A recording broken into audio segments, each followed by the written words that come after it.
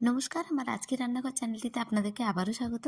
আর আজকে আমি শেয়ার করছি আচারি গার্লিক বা রসুন চিজকির একটা রেসিপি। এটা আমার শাশুড়ি মায়ের কাছ থেকে শেখা। তো আমি 2 থেকে 3টে রসুনের কোয়াকে ছাড়িয়ে ভালোভাবে ধুয়ে শুকিয়ে নিয়েছি। এরপর একটা পেস্ট বানিয়ে নেব। তার জন্য নিচ্ছি 2 চামচের মতো কালো সরষে, সেটাতে অল্প সামান্য লবণ আর জল দিয়ে আমি ভালো একটা মিহি পেস্ট তৈরি করে নিচ্ছি। ছাড়িয়ে রাখা রসুনের কোয়াগুলো শিলনোড়ায় অল্প সামান্য থেতো করে নিয়েছি। এবার কড়াইতে দিয়েছি সর্ষের তেল, তারপর রসুনের কোয়াগুলো দিয়ে সামান্য একটু সময়ের জন্য ভেজে নেব।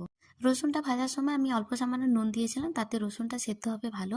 তো এরকম লালচে বাদামি ভাজা হয়ে আসলে জল দিয়ে 4 থেকে 5 মিনিট ঢাকা দিয়ে সেদ্ধ হতে দেবো। এদিকে সর্ষের পেস্টটাতে দিচ্ছি জিরে গুঁড়ো, ধনে গুঁড়ো, হলুদ গুঁড়ো আর লঙ্কার গুঁড়ো। আর যেহেতু সর্ষে বাটার সময় নুন দিয়েছিলাম, সে কারণে আর নুন আমি দিচ্ছি না। আর রসুন ভাজার সময়ও নুন দিয়েছিলাম। এইভাবে লো ফ্লেমে 2-3 মিনিট রসুনটাকে সেদ্ধ হতে দেবো আরও কিছুক্ষণের জন্য। যখন রসুনটা ভালোভাবে সেদ্ধ হয়ে আসবে, তখন আঁচ বাড়িয়ে জলটা শুকিয়ে নেব।